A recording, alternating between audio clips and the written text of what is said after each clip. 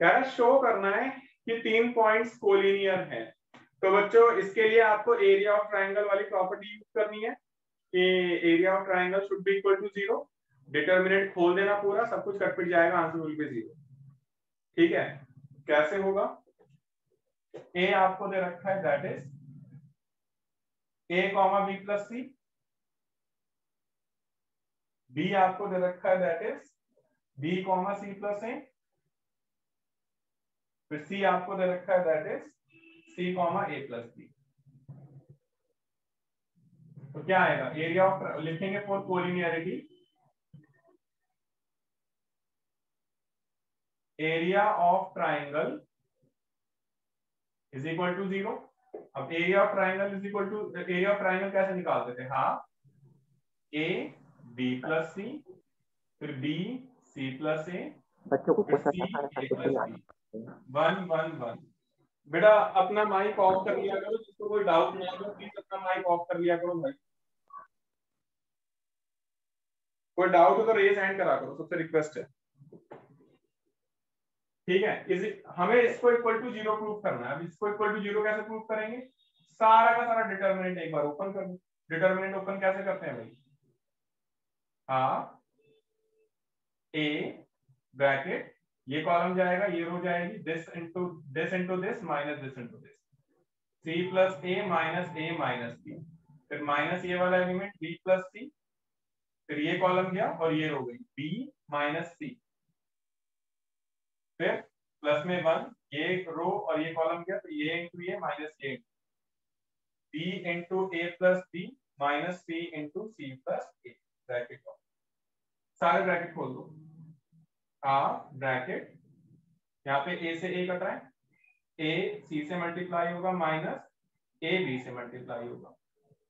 ठीक है, और ये आ जाएगा B plus C into B minus C, तो B square plus C square, फिर प्लस अंदर ब्रैकेट खोल दो, A B plus B square minus C square minus A C. देखो क्या आएगा? ए सी से ए सी कैंसिल आउट होगा, ए बी से ए बी कैंसिल आउट होगा, बी स्क्वायर से बी स्क्वायर, सी स्क्वायर से सी स्क्वायर, तो हाफ इंटू 0, तो ये आंसर 0 आ गया, that is equal to half. समझ में आया भाई सबको?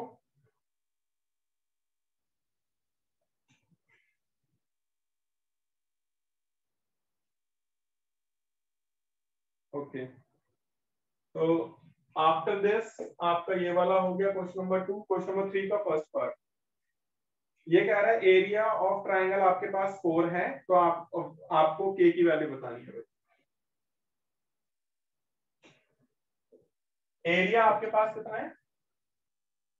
4 यूनिट है और 3 वर्टेक्स आपके पास है। ए मान लो k, 0, बी मान लो 4, 0 और सी मान लो आप दैट इज 0, 2। अब एरिया ऑफ ट्राइंगल का फॉर्मूला क्या होता है? That is half bracket a 0 4 0 0 2 1 1 1, और जब एरिया की वैल्यू पुट करेंगे तो 4 पुट करेंगे। बट ये ध्यान देना बेटा, एरिया नेगेटिव नहीं होता कभी भी, तो यहाँ पर तो हमेशा पॉजिटिव लिखा जाएगा, बट कैलकुलेशन करते समय तो नेगेटिव भी आ सकता है, तो इसीलिए आपको प्लस माइनस लिखना पड़ता है। प्लस माइनस क्यों लिखना पड़ेगा? क्योंकि कैलकुलेशन जब हम करेंगे तो एरिया की वैल्यू नेगेटिव आ सकती है, बट हम एरिया को नेगेटिव नहीं लिखते कभी भी, हम हमेशा लिखते हैं area can not be negative, तो एरिया पॉजिटिव आ जाएगा जब कोऑर्डिनेट सिस्टम की बात करेंगे। अगर मैं कोऑर्डिनेट सिस्टम की बात करूंगा बच्चों, अगर तीनों के तीनों कोऑर्डिनेट इस क्वाड्रेंट में हुए, थर्ड क्वाड्रेंट में हुए, तो उस वाले केस में तो हमेशा एरिया नेगेटिव आएगा। But area can be negative? No, area can not be negative, it will always be positive, तो हम उसको पॉजिटिव लिख देते थे, मॉड लगाकर पॉजिटिव लिख देते थे। तो जब आप कैलकुलेशन करोगे तो प्लस माइनस लिखना पड़ेगा आपको यहाँ पर।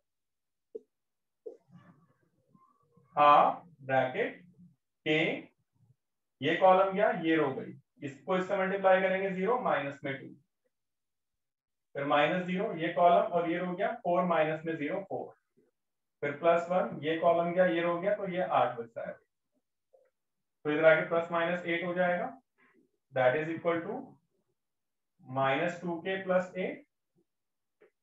एक बार पॉजिटिव लोगे, एक बार नेगेटिव लोगे, व्हेन पॉजिटिव पॉजिटिव ले लो तो 8 is equal to minus 2k plus 8, तो यहां से k की वैल्यू आ गई 0। और जब नेगेटिव लोगे तो व्हेन नेगेटिव, तो minus 8 is equal to minus 2k plus 8, तो minus 2k is equal to minus 16, तो k की वैल्यू माइनस 8। तो आई होप आपको ये वाला क्वेश्चन सर माइनस 8 कैसे आई? क्या कह रहे हो बेटा, क्या कह रहे हो गगन? सर नेगेटिव वाला वापस बताना सर, तो माइनस 8 कैसे आया? बेटा प्लस माइनस प्लस 8 किया आ ना गया मैंने, ना सर? प्लस माइनस किया, एक बार प्लस ले लिया, एक बार मैंने माइनस ले लिया। तो माइनस 8 आएगा या प्लस 8 है? प्लस 8 लिया तो k की वैल्यू 0 आ रही है, माइनस 8 लूंगा तो k की वैल्यू माइनस 8 आएगी। ये रह माइनस 16 माइनस, अच्छा प्लस 8 आएगा। यस, अभी ठीक है। Yes sir. ओके, इसके बाद में 4.4 आपने बोला है,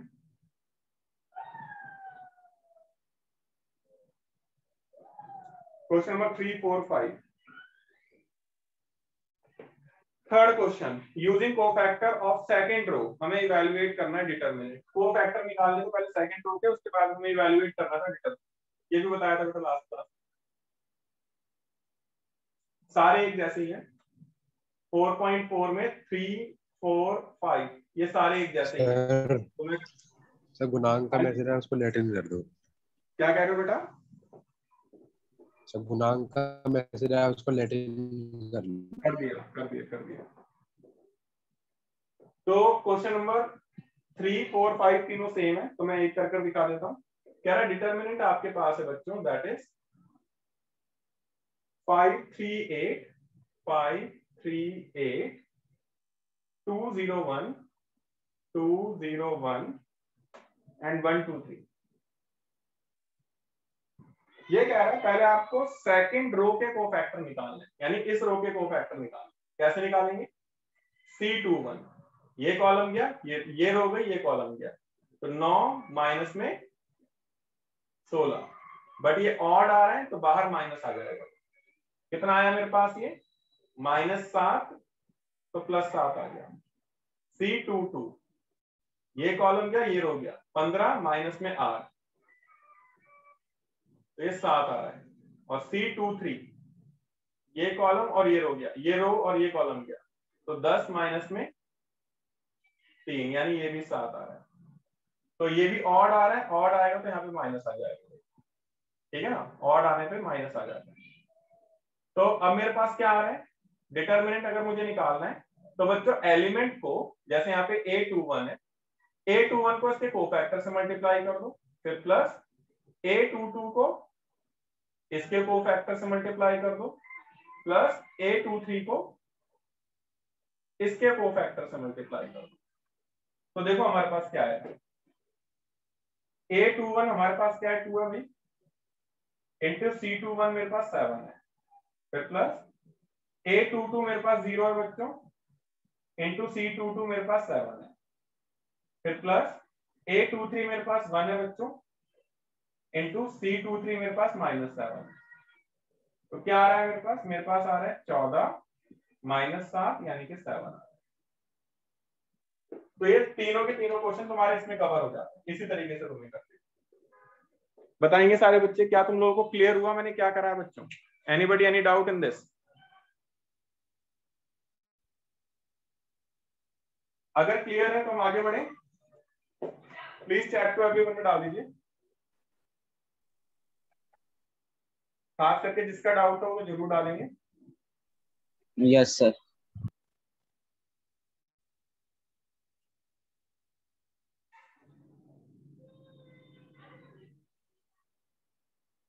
फोर 4.5 की बात कर रहे हैं।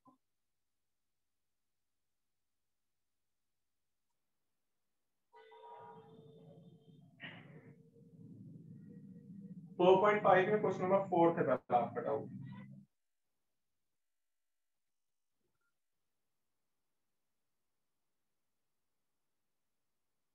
और हाँ कुणाल बेटा कुछ बोलना चाह रहे हो? सर क्वेश्चन नंबर 3 आप वापस एक्सप्लेन कर दोगे 4 पॉइंट 4.3 का 4.3 का क्या कह रहे हो? क्वेश्चन नंबर 3 वापस एक्सप्लेन कर दीजिए। क्वेश्चन नंबर 3 करवाया है क्या मैंने? 4.1 मिनट। Yes sir. अच्छा ये वाले की बात कर रहे हो आप? मैंने क्या करा है बेटा, यस मैंने सर। पहले तीनों के तीनों कोफैक्टर निकाल लिए सेकंड रो के। नो फिर सर, मुझे ये वाला नहीं, साइड वाला। ये वाला। हाँ जी। अच्छा ये ठीक बात है बेटा। मैंने इसमें क्या करा है, एरिया मुझे दे रखा है 4, तो मैंने एरिया को ले लिया +-4। प्लस माइनस क्यों लिया? क्योंकि मैंने आपको बताया था कि एरिया जब हम कैलकुलेट करते हैं तो नेगेटिव भी आ सकता है, पॉजिटिव भी आ सकता है। It totally depends on coordinate, किस क्वाड्रेंट में लाई करते हैं। तो एरिया कैलकुलेशन करते समय पॉजिटिव नेगेटिव कुछ भी आ सकता है, बट हम उसको लिखते हमेशा पॉजिटिव है। तो यहाँ पर लिखा गया पॉजिटिव है, but it can be positive और negative both by doing calculation. तो मैंने कैलकुलेशन करते समय पॉजिटिव नेगेटिव दोनों ले लिया और एरिया ऑफ ट्रायंगल का फॉर्मूला लगाया। तो +-4 लिया, एक बार प्लस लूंगा एक बार माइनस लूंगा, दोनों केस में k की वैल्यू निकाल। ठीक है। ओके। गौरी का कहना है 4.4 question number 4 using cofactor find the third column. Okay Gauri बेटा, हाँ क्योंकि पीछे जो है फैक्टराइजेशन पार्ट के अंदर बेटा वो तुम्हें अभी समझ में नहीं आएगा। जब हम 4.2 एक्सरसाइज कर लेंगे then you will get to know कैसे होगा। उसके लिए 4.2 समझानी पड़ेगी, उसके बाद आपको फैक्टराइजेशन समझ में आ जाएगा। ठीक है गौरी। इसके बाद आप लोगों ने बोला है 4.5 में क्वेश्चन नंबर 4, ये किसका डाउट है? 4.5 क्वेश्चन नंबर 4 गुणांक बेटा, गुणांक में अनिर्बाण बेटा 4.5 का क्वेश्चन नंबर 4 में क्या डाउट है? जैसे थर्ड क्वेश्चन हुआ है वैसे फोर्थ भी हो जाएगा ना बेटा? नहीं सर, मतलब मेरे को वो समझ ही नहीं आ रहा, गलत आ रहा मतलब। थर्ड पार्ट हो गया बेटा आपसे? हाँ। फोर्थ भी हो जाना चाहिए फिर तो। एक बार जो तुमने कराया वो मुझे भेजना है एक बार, क्योंकि अगर ओके थर्ड हो गया तो थर्ड की जैसी कैलकुलेशन है फोर्थ भी। एक बार नहीं हो दूसरी बार ट्राई करो, दूसरी बार नहीं हो तीसरी बार करो, कहीं ना कहीं कैलकुलेशन ठीक है मिस्टेक सर। करो, है ना? क्योंकि कंसेप्चुअली तो आपका जैसा थर्ड है वैसे ही फोर्थ है, तो कहीं ना कहीं कैलकुलेशन मिस्टेक कर रहे हो, वो मुझे आप एक भेजिएगा। आई विल टेल यू कि कहाँ मिस्टेक कर रहे हो आप। इसके बाद में 15, 16, 17, 18 ये सारे डाउट।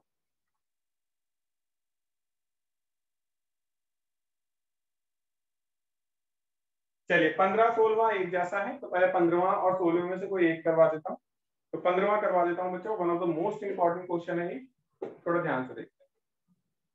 क्वेश्चन नंबर 15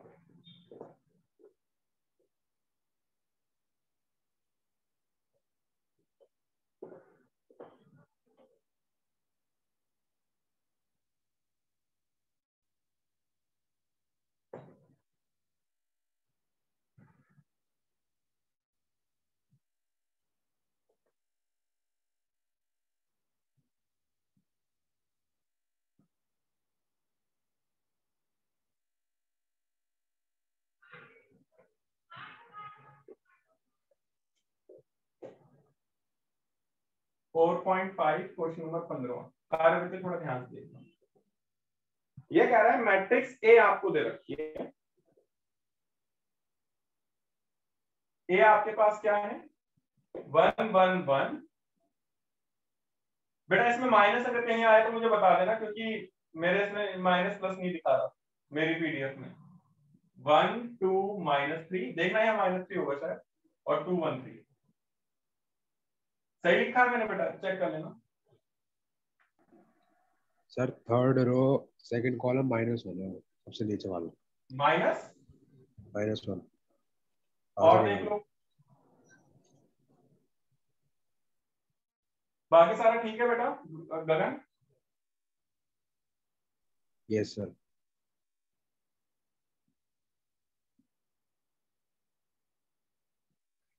बच्चों हमें ए वो रखना है, हमें ये +5 है। हाँ जी +5 है। +5 है। +5 पे +11 आए। अभी ठीक है? Yes sir. तो देखते हैं बच्चों कैसे करेंगे। सबसे पहले आपको a क्यूब निकालना है, तो a क्यूब निकालने से पहले a स्क्वायर निकालना पड़ेगा। a स्क्वायर निकालने के लिए a इंटू a करते हैं बच्चों। अब a इंटू a कैसे करेंगे?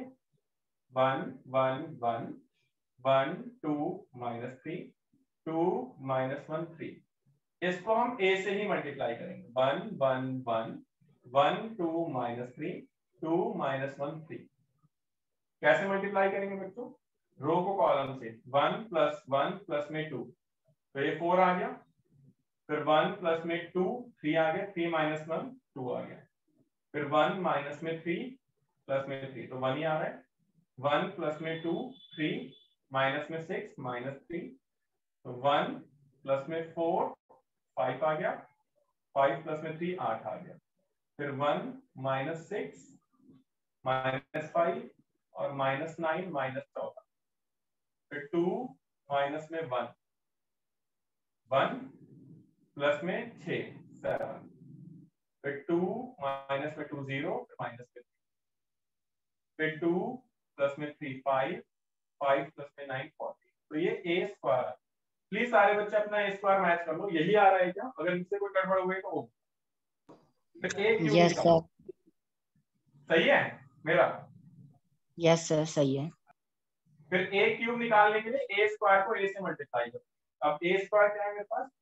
4 2 1 -3 8 -14 7 -3 14 इंटू a मेरे पास है 1 1 1 1 2 -3 2 -1 3। कर दे जरा इसको मल्टीप्लाई। 4 + में 2 6 + में 2 8। फिर 4 + में 4 8 -में 1 7। फिर 4 - में 6 -2 -2 + में 3 1 -3 + में 8 +5 -28 -23 -3 + 16 + 13 + 14 27 -3 -24 -27 -42 -67 69 7 -में 3 4 4 और 28 32 7 -में 6 1 1 -में 14 -13 7 और 9 16 16 + 42 58। तो दिस इज a क्यूब। समझ में आया बच्चों आप लोगों को? a क्यूब मेरा मैच कर लेना। क्या सही है मेरा a cube?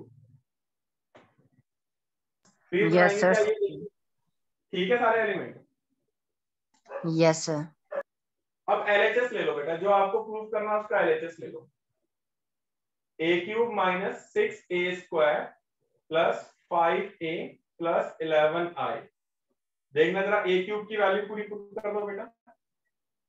That is 8 7 1 -23 27 -69 32 -13 58 -6 a square की वैल्यू दैट इज 4 2 1 -3 8 -14 7 -3 14 +5 a की वैल्यू a है 1 1 2 1 2 -1 1 -3 3।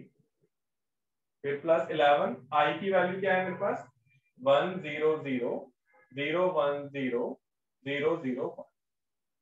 अब जरा इसको सॉल्व करते हैं। सॉल्व देखो करने का तरीका क्या है।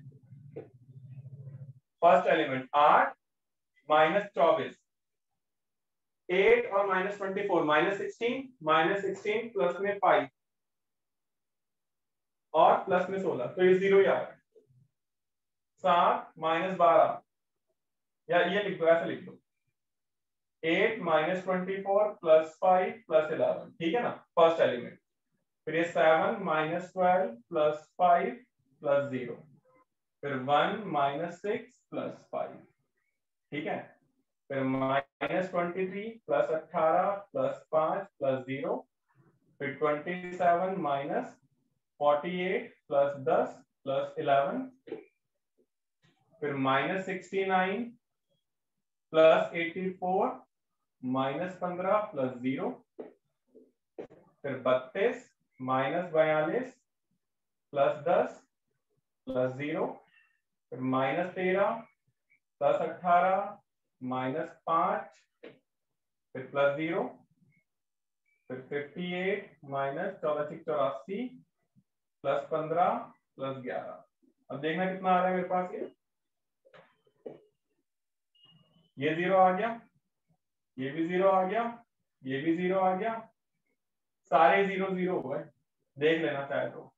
That is equal to RHS, hence proved. ये तो हमने प्रूव कर दिया, बट जो सबसे इंपॉर्टेंट पार्ट है वो ये कह रहा है कि आपको A इनवर्स भी फाइंड आउट करना है। तो बच्चों अब A इनवर्स कैसे निकालेंगे ये थोड़ा ध्यान से लिखेंगे। फॉर A इनवर्स पूरी इक्वेशन को एज इट इज लिख दो। A³ minus 6A square plus 5A plus 11I is equal to 0। Identity वाले पार्ट को राइट हैंड साइड लेकर जाओ, जहां पर भी आइडेंटिटी वाला पार्ट होगा उसको RHS में लेकर जाइएगा। कितना आएगा? A³ minus 6A square plus 5A is equal to -11। फिर आइडेंटिटी को यहीं छोड़िए, -11 को डिवाइड में ले आइए, -1/11 A³ plus 6/11 A square minus 5/11 A is equal to I। अब लिख दो, यहां पर या तो प्री मल्टीप्लाई करो पोस्ट मल्टीप्लाई करो, कोई फर्क नहीं पड़ता। मैं pre multiply by A inverse both side करूंगा, तो क्या आएगा? -1/11 A इनवर्स इंटू A³, फिर plus 6/11 A inverse into A square minus 5/11 A inverse into A is equal to A inverse into I। क्या बचेगा मेरे पास? A इनवर्स से A³ कटेगा तो A स्क्वायर बचेगा, -1/11 A square plus 6/11 A minus 5/11 I is equal to A inverse. अब बेटा value put करो, -1/11 A स्क्वायर की वैल्यू पुट कर दो, प्लस 6/11 A की वैल्यू पुट अप कर दो, माइनस 5/11 I की वैल्यू पुट अप कर दो, that is equal to A inverse. पूरा सॉल्व कर लेना, you will get the value of A inverse. कभी भी इस टाइप का क्वेश्चन बच्चों बोर्ड में आ रखा है, जिसमें वो बोलेगा पहले शो करना है, फिर बोलेगा हैंस फाइंड A इनवर्स। जहां पर ये हैंस वर्ड आ गया, इसका मतलब ये है कि आपको इस इक्वेशन का यूज करना है A इनवर्स निकालने के लिए। तो आपको इस इक्वेशन का कैसे यूज करना है उसके लिए ये है, this is for A inverse. I hope ये सबको क्लियर है। किसी को डाउट है तो चैट को एवरीवन में बोलेंगे। ये कैलकुलेशन मैंने आपके हवाले छोड़ दी है। Sir anybody doubt in this बच्चों? सर प्री और हम पोस्ट फेड कब, मतलब पोस्ट मल्टीप्लाई कब करेंगे? इसमें आप कहीं पे भी कर दो, इसमें कोई दिक्कत नहीं है, बट उसमें इक्वेशन सॉल्व करते समय पोस्ट नहीं करना था। मैंने आपको रीजन बताया था कि आप मल्टीप्लाई ही नहीं कर पाओगे अगर आप पोस्ट करोगे। इसमें प्री कर दो पोस्ट कर दो, कोई फर्क नहीं पड़ता। ठीक है, ओके सर। सारे बच्चे प्लीज रिस्पॉन्ड करेंगे, क्लियर है या नहीं है?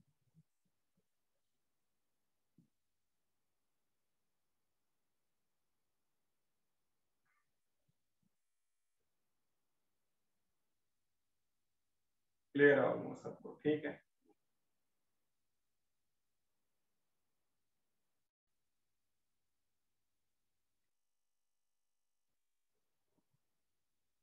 इसके बाद में जो रिमेनिंग 16वां क्वेश्चन है, 16वां क्वेश्चन सेम ऐसा ही है। 17वां 18वां जब मैं आपको प्रॉपर्टीज पढ़ाऊंगा चैप्टर नंबर 2 की, देन उसमें कवर होंगे। Question number 17 18 related to 4.2 exercise, ठीक है ना? लिख दो 4.2 एक्सरसाइज से रिलेटेड, तो ये हम बाद में देखेंगे। 4.6 एक्सरसाइज में किसी को कोई डाउट है तो वो बताएंगे बच्चों।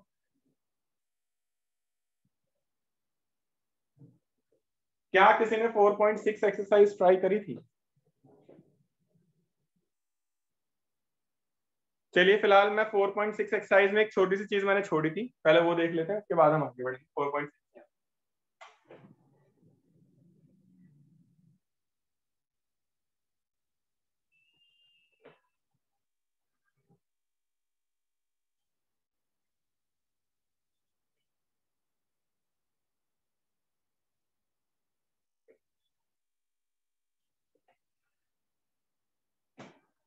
बच्चों, ये मैं आपको सिखा रहा हूँ कंसिस्टेंसी ऑफ इक्वेशन क्या होता है। सारे बच्चे थोड़ा ध्यान से देखिए।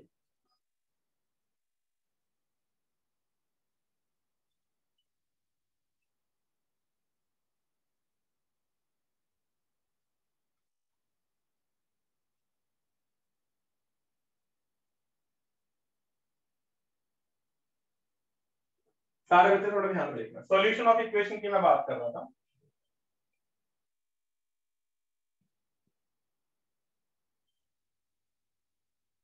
इसमें दो केस होते हैं।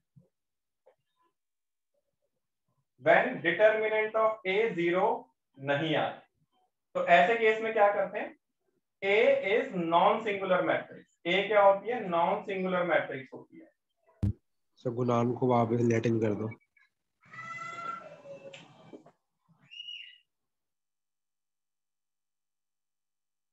अगर डिटर्मिनेंट ऑफ ए तुम्हारा 0 के बराबर नहीं आता तो ए नॉन सिंगुलर मैट्रिक्स होती है।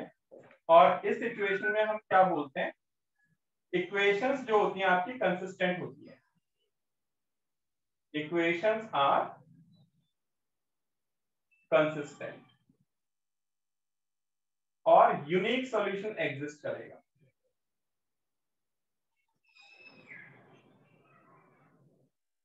ठीक है, और इस वाले केस में फिर आपको पूरा प्रोसेस यूज करना है, सॉल्व करने की जरूरत है पूरा प्रोसेस को। दूसरा case, if determinant of A तुम्हारा 0 आ जाए, then A is called singular matrix. A को हम सिंगुलर मैट्रिक्स कहेंगे। तो ऐसे केस में हम दो ऑप्शन यूज करते हैं बच्चों। ऐसे केस में आप क्या करोगे, दो ऑप्शन यूज करोगे। आप एडजॉइंट ऑफ ए को आप बी से मल्टीप्लाई करोगे। एडजॉइंट ऑफ ए बी से मल्टीप्लाई करोगे। अगर ये 0 आ गया, इफ ये 0 आ गया, देन आपका इक्वेशन कंसिस्टेंट कर भी सकती है और इनकंसिस्टेंट भी हो सकती है। देन दो पॉसिबिलिटी होंगी, इक्वेशन आर कंसिस्टेंट और इस केस में इनफाइनाइटली मैनी सॉल्यूशन होंगे।